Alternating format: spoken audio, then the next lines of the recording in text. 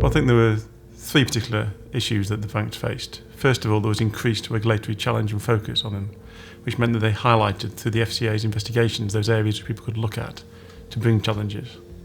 Second of all, there was a huge boost in the claims management industry. 20 years ago, there was no such industry at all, but through PPI and other product defects, all of a sudden now there's a whole industry that needs to be fed, and they were all over the industry looking for those areas to challenge. And thirdly, at the start of the crisis, each of the banks, or a lot of the banks, chose to raise capital, and those capital raising activities led to various challenges shareholders could choose to bring. The reason why DLA Piper is ideally placed is probably for three good reasons. First of all, our vast depth of resource. So no matter how complex or difficult the case may be, no matter how large the case may be, no matter where in the world it may be, we are ideally placed to assist. Second of all, we have decades of experience of acting for financial institutions, especially in relation to class actions.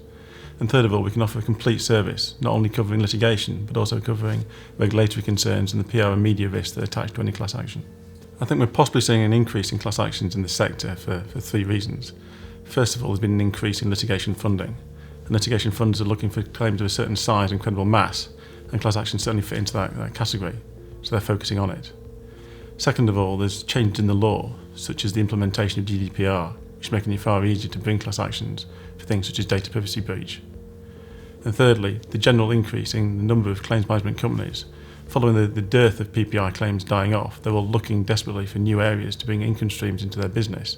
And again, bringing mass claims against the financial services sector for product defects is a key area for them to look at.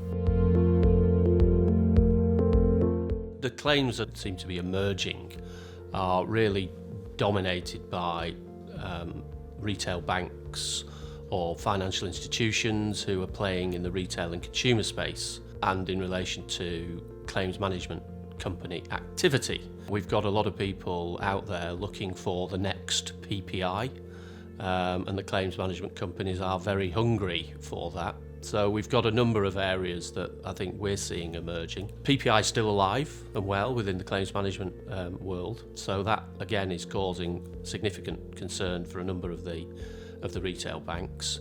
But also sort of spinning off from PPI are a certain amount of commission-based issues that a lot of the lenders are facing, and one in particular is the FCA's recent review of the motor finance industry, and I think that has a number of the claims management companies very active. Certainly seen a lot of activity in the payday lending space. The stats suggest that the Financial Ombudsman Service are dealing with a lot of complaints in that area, so we're advising a number of players in that sector who have difficulties in relation to mass claims. The Morrison's data breach case is also something that inevitably we will see come into the financial services space when financial institutions are beginning to see the impact of the reporting obligations under the GDPR and the attention that data breach is going to get from consumers and customers going forward.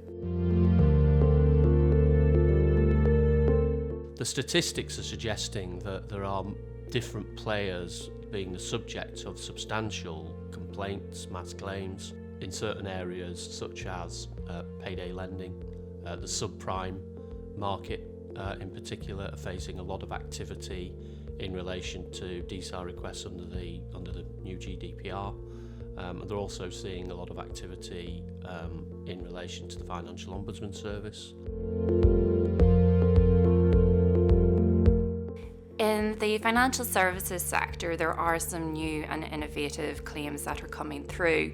Who would have thought a few years ago that banks may be liable for personal injury claims? But that is exactly what happened in the PIP implant litigation, that had lenders involved as CCA defendants, Consumer Credit Act defendants they were referred to. We're also seeing then perhaps data breaches coming to the fore and perhaps banks being embroiled in that.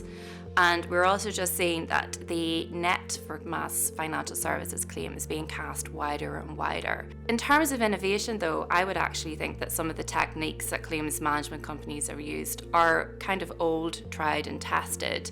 And what we're seeing now is a resurgence of pre-action disclosure applications, which was a tool that first came and was first used en masse about 9 or 10 years ago. Whilst having funders on board makes the litigation more viable, it also attracts a huge and more expanding pool of claimants, which again increases the profitability of a group litigation action.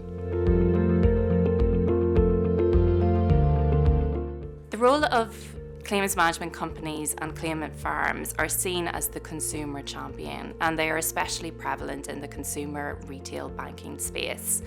They are gaining legitimacy and they're not going to go away, especially now that the FCA are regulating them and taking that forward.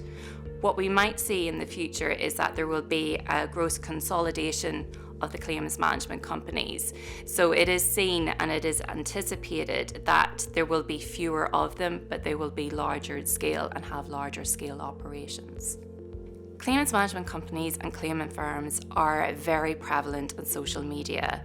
They use lead generators, they refer claims amongst themselves, they are using lots of techniques to try and get a lot of claimants on board. What we're seeing now is that they're actually more ambitious. They are trying a lot to get more group litigation orders off the ground. They are attacking data breaches and are very active in that. As soon as a data breach is announced and there has been a fine by the Information Commissioner's Office, for example, they'll be trying to attract claimants.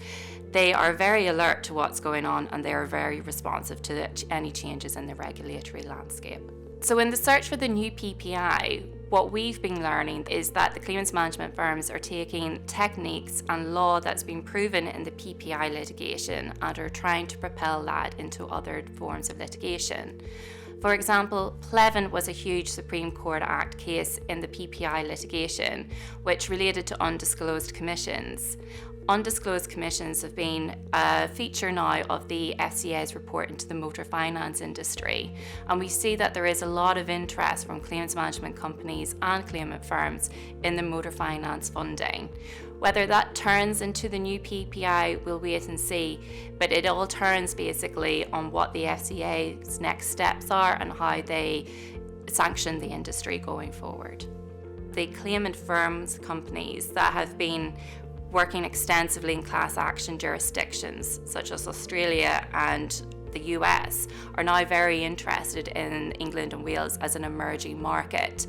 So they are investing in claimant firms based in England and Wales and are bringing their techniques, their experience, their capabilities and making those types of firms more streamlined with a more conscientious and structured approach to their litigation.